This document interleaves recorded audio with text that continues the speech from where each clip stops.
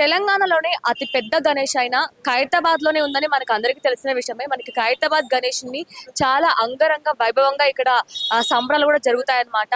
అయితే ఈ ఖైరతాబాద్ గణేష్ కి చాలా ఇయర్స్ యొక్క చరిత్ర అయితే ఉందన్నమాట. ఈ ఖైరతాబాద్ గణేష్ అతి పెద్ద గణేష్ అయితే మనకి ఇక్కడ చూస్తూ ఉంటాం. దీనికి వచ్చేసి మనకి 1954 లో దీనికి ప్రారంభమైందనమాట. అంటే ఈ 2025 కి ఆల్మోస్ట్ 71 ఇయర్స్ కంప్లీట్ అయింది. సో ఈ 71 ఇయర్స్ కి ముఖ్యంగానే అంటే మనకి మనం చూస్తూ ఉంటాం, ఒక్కొక్కసారి ఒక్కొక్క అడుగులు మనం చూస్తూ ఉంటాం. అయితే ఈ సంవత్సరం అయితే దాదాపు 69 అడుగుల విగ్రహం అయితే మనం ప్రతిష్టాత్మక చేశారనమాట. అయితే ఈ సంవత్సరం మనకి ప్రతి సంవత్సరం మన గణపతి ఒక్కొక్క రూపంలో మనకి భక్తులకి దర్శనం ఇస్తూ ఉంటారు. మరి ఈ సంవత్సరం ఏ రూపంలో భక్తులకి దర్శనం ఇవ్వబోతున్నారు కూడా మనం తెలుసుకుందాం.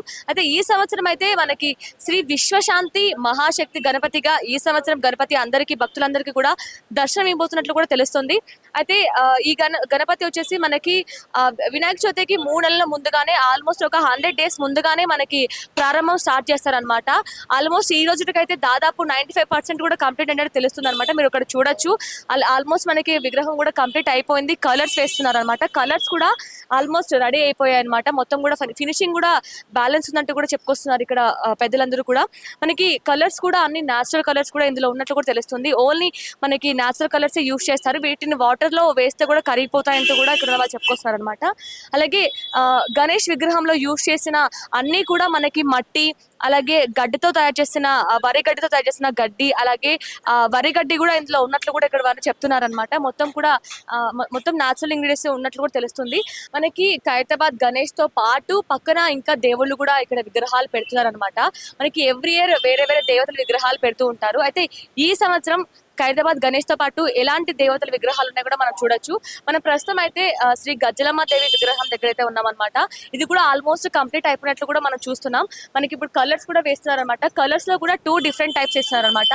ఫస్ట్ అయితే మనకి న్యాచురల్ ఇంగ్రీడియంట్స్ తో యూజ్ చేసిన ఓన్లీ ఇది వాటర్ లో కూడా వేస్తే కలిసిపోయే విధంగా ఉంటుంది. దీంట్లో ఎలాంటి కెమికల్స్ కూడా ఉండవంటూ కూడా ఇక్కడ ఉన్న వాళ్ళు చెప్పొస్తున్నారు అనమాట. మీరు చూసినట్లయితే ఫస్ట్ మనకి ఒక కలర్ అయితే వేశారు. దానిపైన ఫినిషింగ్ గా షైనింగ్ రావడం కోసం మరో కలర్ కూడా వేసినట్లు కూడా మనం చూడొచ్చు. మొత్తం కూడా ఎంత పర్ఫెక్ట్ గా ఫినిషింగ్ అయితే ఉందో చూడండి. ఇక్కడ విగ్రహాలు తయారు చేసే వాళ్ళు కూడా, అంటే విగ్రహాలు తయారు చేసే వాళ్ళు కావచ్చు, అలాగే పెయింటింగ్స్ వేసే వాళ్ళు కావచ్చు, అందరూ కూడా వేరే వేరే రాష్ట్రాల నుంచి వచ్చినట్టు కూడా తెలుస్తుంది. ఒడిశా నుంచి, అలాగే ముంబై నుంచి చాలా అద్భుతంగా అయితే విగ్రహాలు రెడీ అవుతున్నట్టు కూడా చూస్తున్నాం. మనం ఇప్పటి వరకు గజ్జలమ్మ దేవి, అలాగే శ్రీ లక్ష్మీ సమేత సుగ్రీవ స్వామి విగ్రహం కూడా చూసాం. అలాగే ఇప్పుడు మనం చూస్తుంది శ్రీ వాసవి కన్యకా పరమేశ్వరి విగ్రహం కూడా మనం ఇప్పుడు చూస్తున్నాం అనమాట. ఇది కూడా పూర్తిగా కంప్లీట్ అయిపోయింది అనమాట. దీనికి ఫినిషింగ్ అయిపోయింది, అలాగే కలర్స్ అయిపోయాయి, ఆయిల్ ఫినిషింగ్ కూడా ఇచ్చారనమాట. ఆయిల్ పెయింటింగ్ ఫినిషింగ్ కూడా చాలా అంటే చాలా అద్భుతంగా కనిపిస్తుంది. దీంతో పాటు మనకి శ్రీ పూరి జగన్నాథ స్వామి విగ్రహాలు కూడా ఉన్నట్లు తెలుస్తున్నాయి. మరి పూరి జగన్నాథ విగ్రహాలు కూడా ఎలా ఉన్నాయి మనం ఇప్పుడు చూద్దాం. మనం ఇప్పుడు ఖైరతాబాద్ గణేష్ తో పాటు ఉన్న శ్రీ గజ్జలమ్మ దేవిని అయితే మనం చూసాం కదా. ఇప్పుడు మనమైతే శ్రీ లక్ష్మీ సమేత సుగ్రీవ స్వామి విగ్రహం దగ్గర ఇప్పుడు ఉన్నాం అనమాట. మీరు చూడొచ్చు, ఇది కూడా ఆల్మోస్ట్ కంప్లీట్ అయిపోయింది. దీనికి కూడా కలర్స్ అయితే ఆల్రెడీ వేసేసారు. పైన ఫినిషింగ్ మాత్రమే ఇప్పుడు ఇస్తున్నట్లు కూడా మనం చూడొచ్చు. మనకి అమ్మవారు కూడా ఉన్నట్లు కూడా తెలుస్తుంది. అలాగే వినాయక స్వామి వాహనమైన ఎలుక కూడా మనకి ఇక్కడ చూడొచ్చు. దానికి కూడా ఆల్మోస్ట్ కలర్స్ కూడా అయిపోయాయి. బట్ దానికి ఇంకా ఫినిషింగ్ కూడా చేయనట్టు కూడా మనం ఇప్పుడు తెలుస్తుంది అనమాట.